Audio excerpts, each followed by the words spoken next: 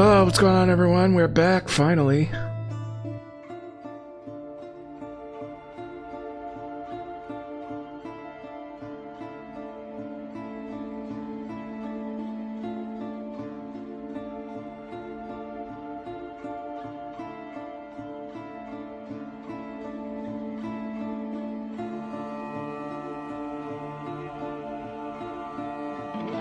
Make myself smaller so people can see stuff.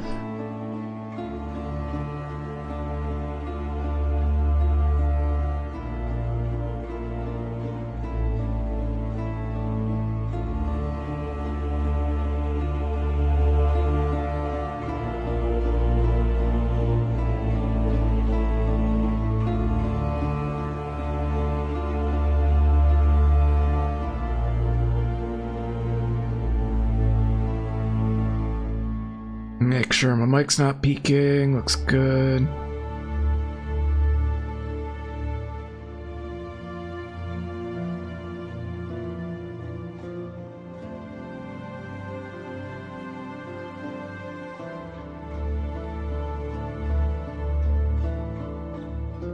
All right, 4 minutes.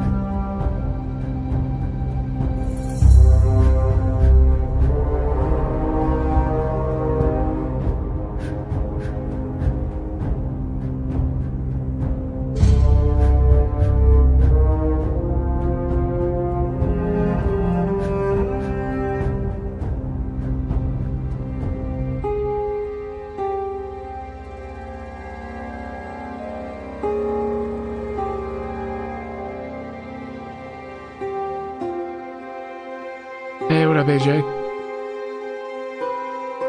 Yep, I'm alive. Just been waiting for the new PoE League. I'm actually super excited to play. I've been getting the urge to play some PoE the last couple weeks.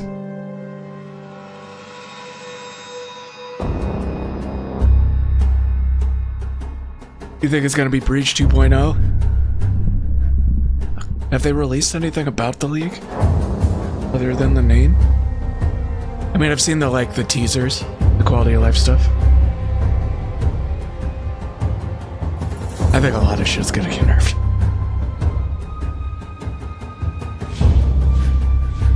Honestly, I just want autonomous trading. That's it. If they are like, oh, we're still working on it, maybe next league, I'm gonna be pretty pissed.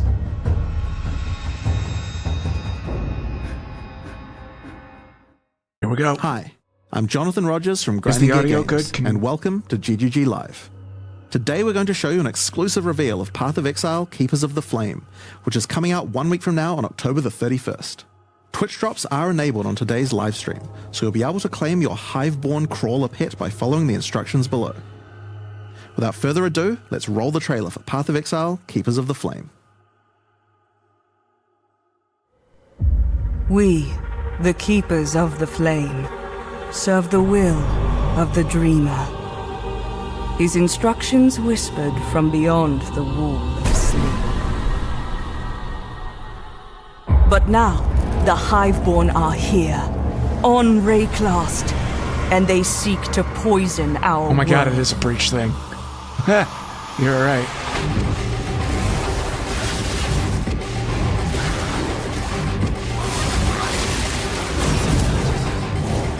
I mean... We must close their breaches, destroy Hey, their Brian. hives, What's going on, man? slay their breach lords. I mean, at least the league mechanic might be decent for farming now.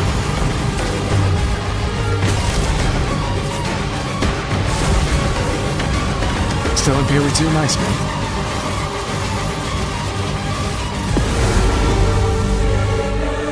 And by his gifts, the Dreamer provides. Jesus. They brought this That war tree. to our world, but we shall end it, whatever it takes. So they just brought in the PoE 2 arena.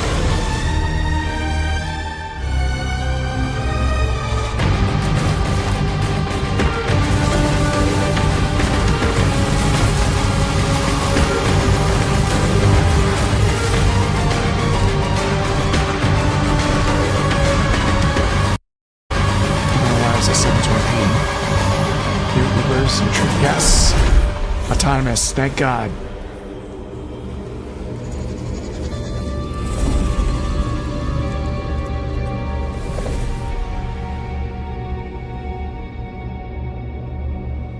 There we go. Turn it down some. Now, as you can see, this expansion is a true sequel to the Breach League, first introduced to the game in 2016. We felt like it was time to progress the story of Breach, bringing with it a slew of new updates to the base game. In today's stream, we'll take you on a deep dive into Path of Exile Keepers of the Flame, beginning with the League mechanic, covering all the fearsome challenges it presents, and the new twisted ways you'll be able to empower your character. After that, we'll dive into the new ascendancy options possible with Bloodline classes. Then we'll cover the much anticipated and synchronous trade system coming to Path of Exile The 1. line ascendancies? Afterwards, we'll move into the new Uber Pinnacle bosses, how to access them, and some new drops worthy of the added difficulty. Finally, we'll cover some notable quality of life improvements, before moving on to our supporter packs and challenge rewards. We'll then have a live Q&A session where Ziggy D will ask Path of Exile's game directors Mark and myself your I questions. probably won't from hang Twitch around chat. for the Q&A And after with the live Ziggy, stream, we'll but drop the full patch notes we'll watch this. at 11 AM New Zealand time or 3 PM Pacific. So let's get started. I'll hand things over to Mark to introduce the new league. Hi, I'm Mark Roberts, game director on I'm Path good, of man. Exile. Just chilling. Breach is a beloved league that has had an Nothing too iconic new. history in PoE. We intend to honor that legacy with our first ever sequel league, Keepers of the Flame. This develops every aspect of Breach, adding new layers to discover, richer lore, scarier bosses, and entirely new mechanics.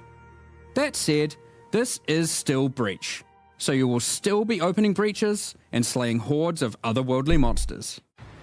The Breach Lords have found the means to stabilize the connection between their realm and Rayclast. Now, with their grip tightening, we learn their true goal in our world. Kind of a weird Conquest. decision considering how much The threat breach they you run in pose has PoE now 2. escalated to home To be soil. like, alright, now come to PoE 1 and do some more breach. On the coast in Act 1, you'll encounter Aelith, the founder of the Keepers of the Flame. This is a monastic order sworn to defend Rayclast from the Breach Lords. The exit to the Mudflats has been barricaded by Hiveborn, breach monsters that are working to claim every inch of Rayclast. Aelith can grant you a small spark of the power of the Flame, allowing you to blast away their barricade and move onwards. Once you enter the Wonder if that graph Mudflats, does you'll anything find else it in your infested inventory. with breach monsters. They appear to be constructing a kind of hive, creating strange shapes and structures that absolutely don't belong. Time to purge them with fire. Aelith needs you to protect her as she empowers the Oh flame no, to do so. waves. Hold off the assault long God enough, damn it. and It's she'll just be gonna be able to slow. demolish the hive with cleansing flame. In other areas, the gap between worlds is strained.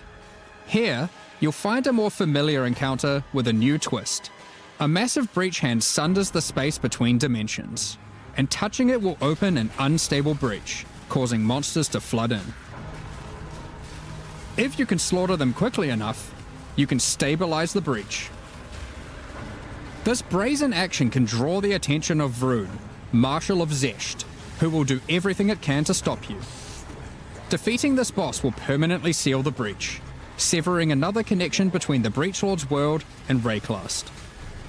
These stabilized breaches are similar to what a breach once was, but with upgraded monsters, a success condition to shoot for, UI tracking to keep the player informed of their progress through the encounter, and satisfying feedback when you do manage to complete the encounter. We've taken all the lessons we've learned Womb since the gifts? release of Breach 9 years ago and improved upon it in every way we can. However, much of the joy of Breach came from its simplicity.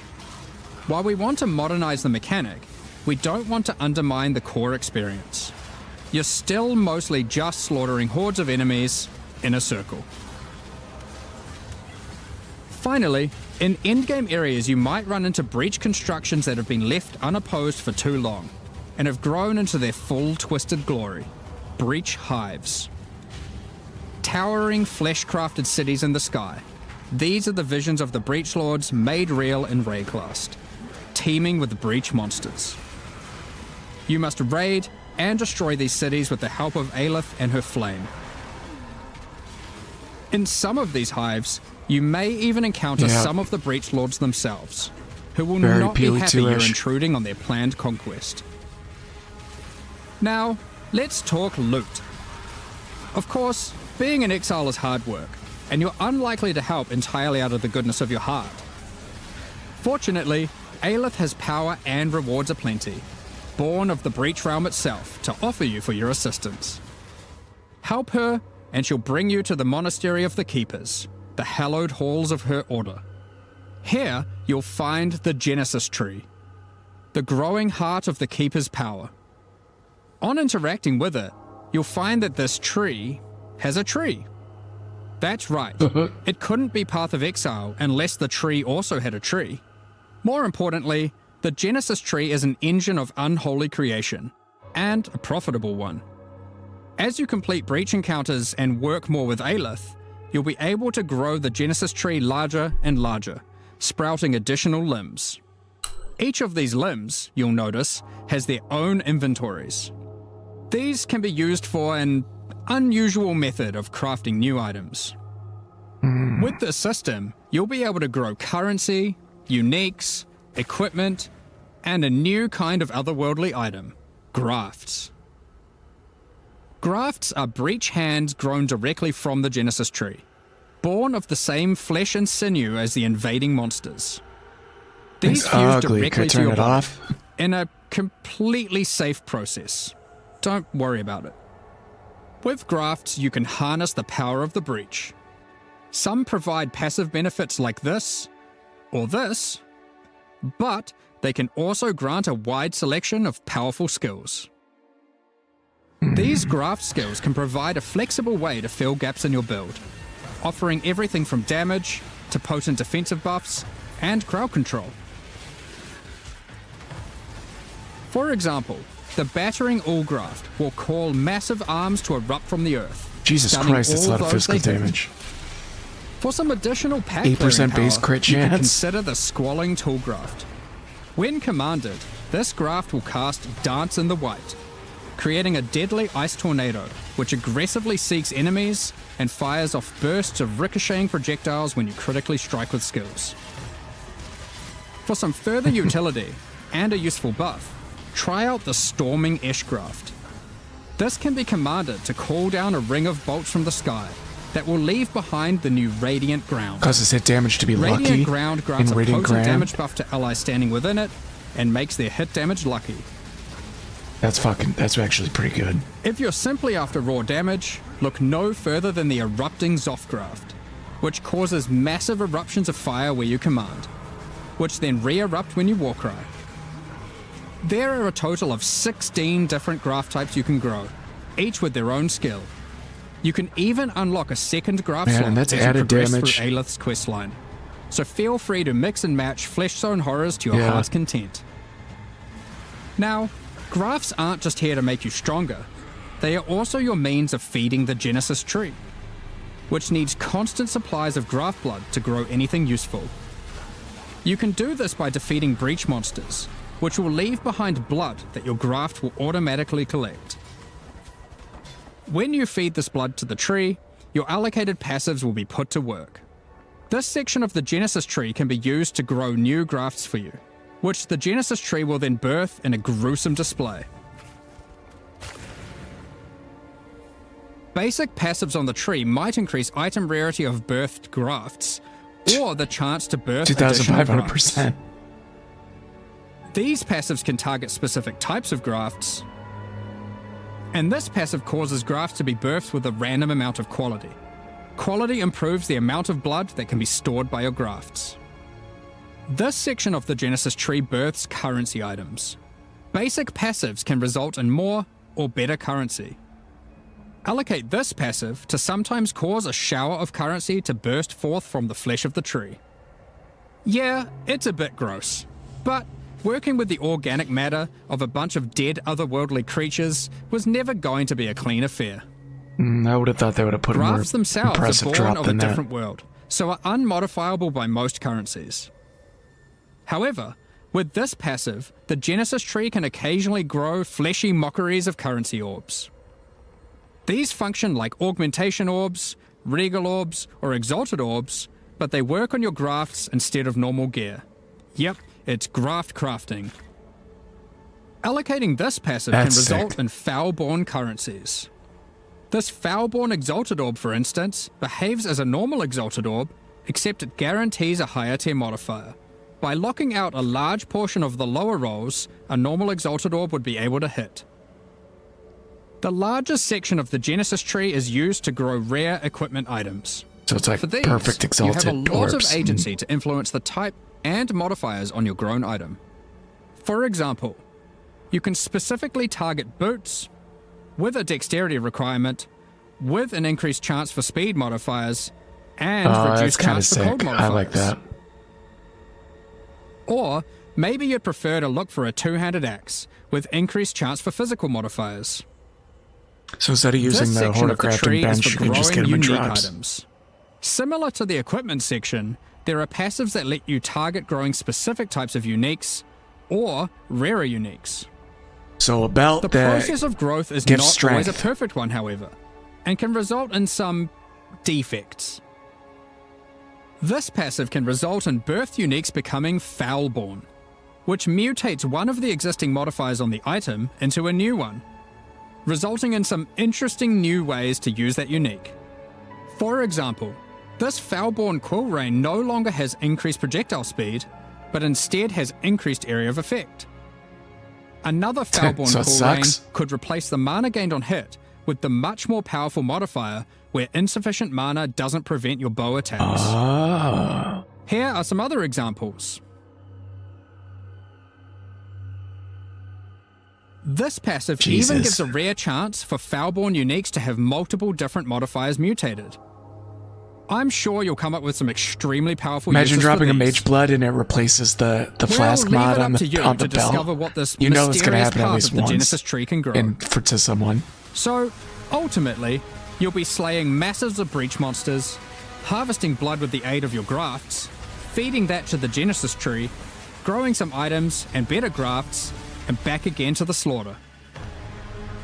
As with all our challenge leagues, this league will come with a set of 40 challenges to pursue, and completing them will award you with the Keeper of the Flame armor set, allowing you to truly embrace becoming a monk and worshipping the Dreamer. Now, graph skills won't be the only new tools to play with. In 327, we're also adding a collection of new skill and support gems. Let's go over them now. Kinetic Rain is a new wand attack, which covers the ground in unstable kinetic energy. These That's kinda hazards dope. collapse at the slightest touch, releasing their energies into any unfortunate soul who happens to be standing on them. With enough projectiles and area of effect, an enterprising exile could carpet the world in dangerous kinetic force. Wall of Force creates a barrier of kinetic power, causing allied projectiles to ricochet towards targets automatically. Drop one behind a boss and People are going redirect to the break bolts of the your fuck out of armies. that. I'm sure you'll find ways to break this one. Yeah, exactly.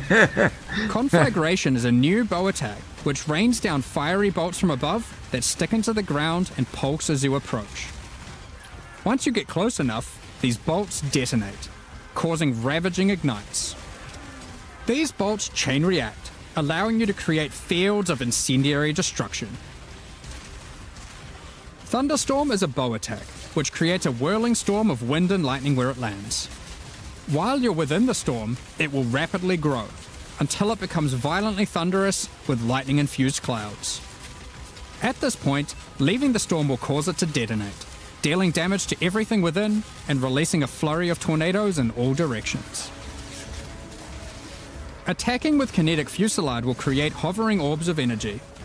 These linger for a few moments above you, before zipping off to nearby targets, chaining between them, then detonating. Living Lightning support will bring to life living sparks of energy, elemental minions that zap through packs of enemies with speed and ease. Use these alongside your spellcasting to augment your pack clearing abilities, or find whatever means possible to cover the world in living sparks of ruin. That could be kind Windburst of support sick. unleashes chaotic tornadoes as you attack, which ricochet around wildly and quickly. These deal moderate damage as they travel, but will explode into a highly damaging burst when they expire. So it's People a choice really like the between tornado scaling the builds in duration PoE up 2, so to they're get better putting in PoE coverage, 1. or down to access the burst more quickly. Kinetic Instability is a support gem to go along with the new wand attacks that causes enemies slain to leave behind those same orbs of shimmering energy that Kinetic Rain creates. One might ponder just how many orbs you can create if you were to use both. In 327, exiles will be able to absorb the power of some of the bosses they defeat. These take the form of new Ascendancy class options, called Bloodlines. Really? Bloodline classes are a new means of character customization in the endgame. They are secondary Ascendancy classes that are unlocked by defeating specific endgame bosses. They are allocated with your normal Ascendancy points, and you'll have to choose how many of your points go into the original Ascendancy and how many into your Bloodline class. Give us something to deal with mana. This means there is a nigh limitless ability to mix and match here, as you could choose to invest just a couple points into your Bloodline, or max it out, and you could take any Bloodline with any base Ascendancy class that you see fit. To unlock your Bloodline, hunt down the endgame boss whose power you desire, and defeat them. Oh, so they're Or like have a friend pantheons. help, and claim the power for your own.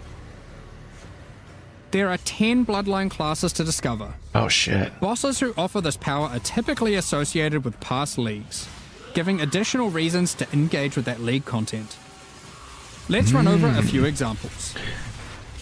The Chaos Bloodline will be offered to you by the Trial Master, if you manage to succeed his final challenge. With his blessing, you can greatly augment your Vow skills in different ways. Priest of Yalmak lets you use Vow skills much more often, while Priest of Kopek makes it harder to build up Val skills, but makes them far more powerful. Or take Corruption's Embrace, which grants more Val Keystone powers the more corrupted items you have equipped. The Ashabi bloodline can be gained by, you guessed it, defeating Ashabi. Her abilities are drawn from the 3 types of life force that manifest within as Marian spirits. The Wild Bear rewards you with adrenaline for generating rage. The Vivid Cat gives your elusive buffs a chance to refresh, as well as making you more stealthy while elusive. The Primal Owl allows your unleashed spells to reoccur many additional times, and get stronger for each time they reoccur. The Nameless bloodline comes from the King in the Mists. Be forewarned, his menacing power comes at a great cost. With the Unseen Hand, you can equip a 3rd ring, Oh shit. but you'll have to decide if that comes at the expense of having no amulet, no belt, or no flasks.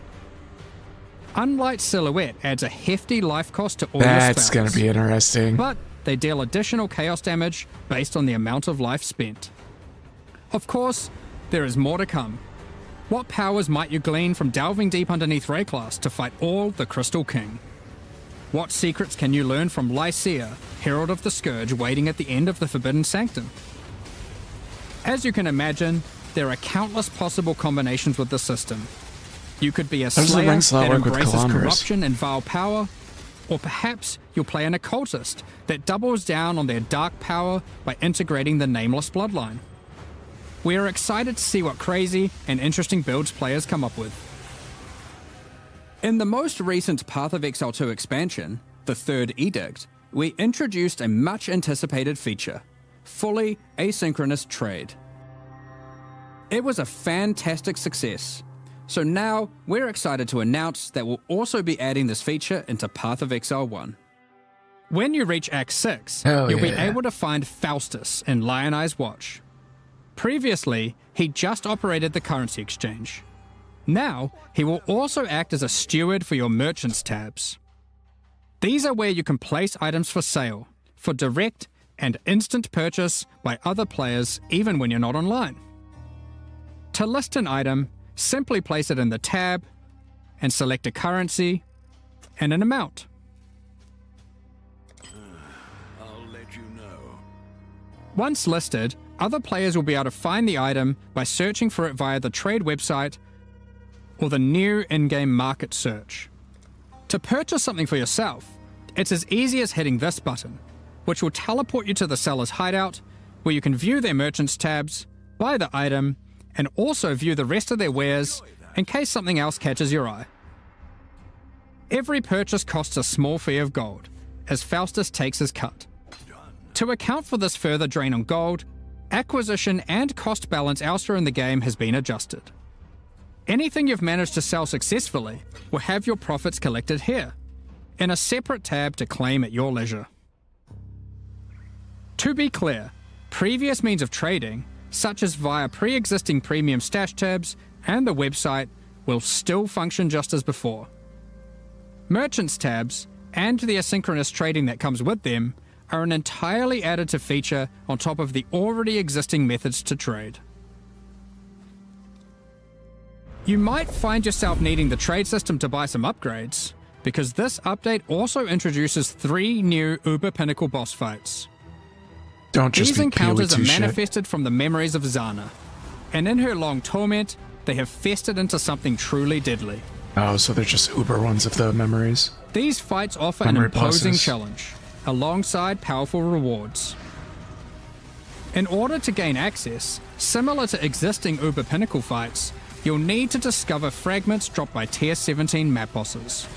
Each attempt at the new Uber Pinnacle fights will require 5 of these.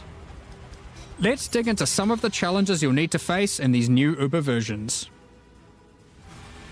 In the original incarnation of Neglect fight, the statues can be used to block the laser beams to hide behind, giving you an opportunity to avoid being shocked, frozen, or killed. When you run near these statues, they activate and allow you to reposition them. While activated, they will not stop the lasers, meaning you want to position them well, then avoid them. However, In the Uber version of this fight, instead of being a safe haven, the statues will refract the laser beams, causing a ruckus of energy to cover the arena. Activating them will prevent the refraction, so unlike the base fight, where you want to position them well and then avoid them, you'll be wanting to constantly keep these statues active. But then, you have to deal with their assault of attacks. While fighting the incarnation of fear, these fiery orbs will slowly clutter up the arena, locking off portions of it until you bait the boss into detonating them himself with his thrown spear. When Uberified, these orbs are attached by a flaming leash to the boss, rotating around him constantly. More and more will spawn as the fight goes on, making it even more imperative that you clean them up by cleverly using the boss's abilities against him. Normally in the Incarnation of Dread fight, during the bullet hell phase, you have to acquire a red rose, run it to the boss. Now then you have to collect the acquire blue 3 rose, red doing the roses. same, causing it to get heavy stunned and interrupting its mechanic. In the Uber version, you have to do the same, but in order to get the blue rose, you have to defeat the Incarnation of Neglect, and to get the red rose, you have to defeat the Incarnation of Fear. Good luck. Given the difficulty of these bosses, their rewards should be worth your while. Let's take a look at some. From the Uber Incarnation of Neglect fight, we have Bitter Instinct, a spiky shield that turns retaliatory strikes into preemptive ones, making it just a matter of time before the long arm of justice crushes your foes. Meh. Alternatively, you might find Festering Resentment, a poisoned blade with an unending supply of toxins built into the hilt. These toxins are put to good use, Oh, that could be causing good. every spell you trigger to be capable of poisoning with all damage it deals, enabling a truly crazy trigger-centric poison ruckus.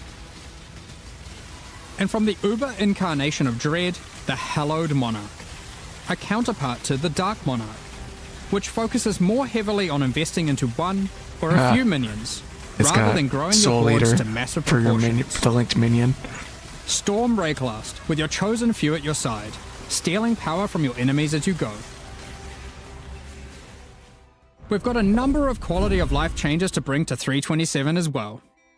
Many of which you may have seen already in some of our pre-livestream teasers, but for those who haven't, Heist is a mechanic which has long frustrated some players who may otherwise have been interested in the rewards it has to offer, but have no desire to grind through the early progress of finding and running low-level contracts to get all of the rogues to their maximum level.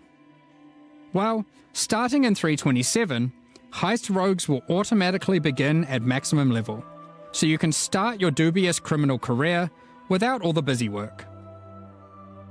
Points invested into your Atlas passive tree will now be refundable with gold. Just speak to Kerak to do so. For players who love jumping between strategies, there's also an option to instantly refund your entire tree, which of course can now also be done with your regular passive tree as well. Now you can make all your decisions with no regrets. I got Well, really excited about maybe this, and then some I looked at the regrets. gold cost. You no longer need to purchase fucking expensive. bestiary orbs. You can now itemize beasts for free directly from your bestiary. From late Act 1, you can now mass identify your items at an NPC in every town, and from Helena in your hideout. This does not require Scrolls of Wisdom at all. While using an Alteration Orb, you can now hold Alt to swap to using an Augmentation Orb, if one is available. Opening a Blight Chest will now open all other Blight Chests near it. Rogue's disenchanting services can now be accessed from towns and hideouts. Kerak missions now have a handy icon to show at a glance what kind of mission they are. Holding down Control and right-clicking on Stacked Decks will now continuously open them to your inventory, notifying you in chat what the outcome is. If you still want to open them direct to the ground, to let your loot filter provide a dose of dopamine, you can still do that too by also holding Shift. Val Orbs can be used on monsters encased in essences, to the same effect that Remnants of Corruption have.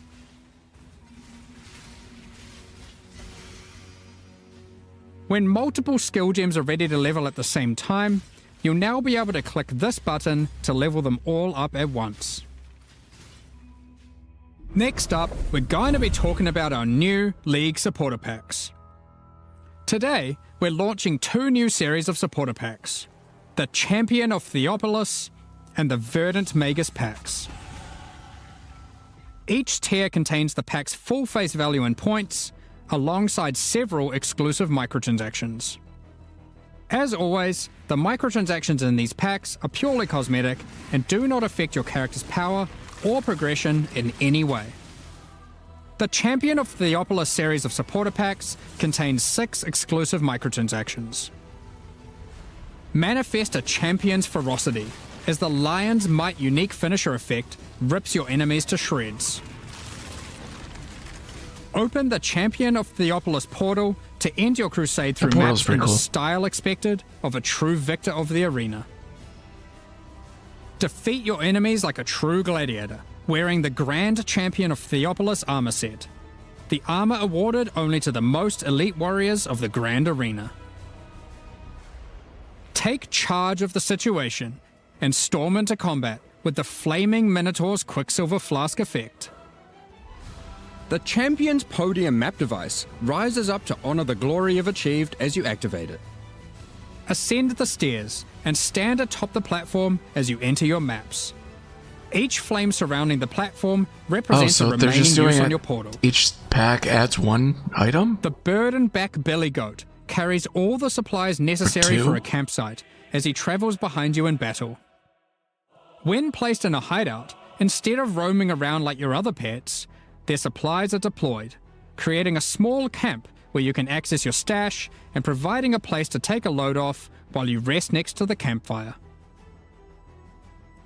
The Verdant Magus series contains 6 exclusive microtransactions. Having Faustus sell your items on your behalf is great and all, but sometimes you just want to feel a little bit Each more supporter shady pack about has the different dealings. tiers. The Back Alley Trader hideout That's a good idea. decoration is more secretive with your trades, creating distance between you and your customers. Note that until 327 is released, this Back Alley Trader will only serve as your currency exchange.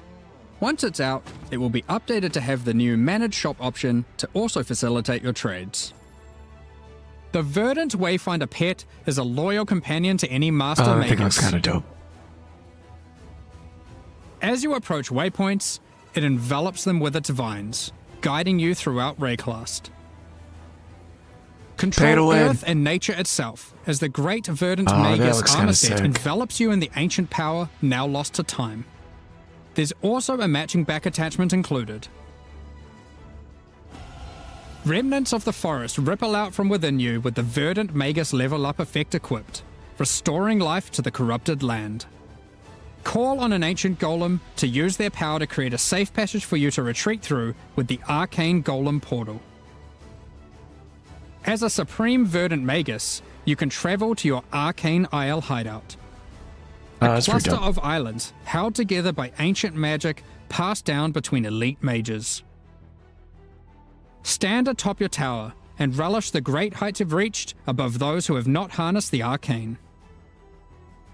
These packs are now available for purchase on both PC and console and will remain so during Path of Exile Keepers of the Flame. Additionally, any microtransactions from these supporter packs will be made available for use in Path of Exile 2. Meanwhile, the Crypt Keeper and Frisian Magistrate packs leave the store forever at the launch of the Keepers of the Flame League, so now's your last chance to purchase them. Thank you so much for your ongoing support. We're just about to start the Q&A with Ziggy D. Afterwards, we'll post the full patch notes for Path of Exile Keepers of the Flame at 11 AM New Zealand time, 3 PM Pacific. With release at the end of next week, our community team will be posting crucial information you'll need for the release. Keep an eye on the news. Thanks for joining us today and checking out our latest developments. We're looking forward to holding off the Breachlord's conquest, crafting gruesome grafts, planning dozens of Bloodline-empowered builds, and filling out our tree's tree. We hope you all join us. Yeah, no notes. Looks good. They added autonomous trading, which is dope. The breach thing looks good. Some of the bloodline ascendancies look kind of wild. I'm trying to think of if the extra ring slot is really worth it. I guess maybe if you replace the belt, I don't think getting rid of an amulet G'day, Exiles, and and the welcome annoying to the is worth post-reveal it. discussion So that's and probably Q&A not a thing. with Jonathan But and Mark. Losing mage blood if you get rid of your belt at guys who that make point might not be games, worth I believe it. was what we discussed. Lots of in the theory first- craft. I'm sure people are going to break a bunch of stuff. I like it. It's good. We're talking about how to Yeah, inflate that's the it for me. titles, I still we'll got get to work this. to do. And I will 327 be Keepers back. of the Flame, the reveal. I'll we be just talking had in there Discord was, about stuff I find think, in the patch notes, quite a and banger, then but I will been see even you more guys. impressed I'll be with streaming what I've been next playing Friday. here in the office. I took off work, with, so I'll be streaming someone all else. We'll day get and into night. that in a So moment, but I'm curious. This is kind of like a special yeah, kind of hopefully I'll reveal see you day guys there. for PoE1 fans. yeah, as pretty excited. I think it I'll talk to you guys later. marks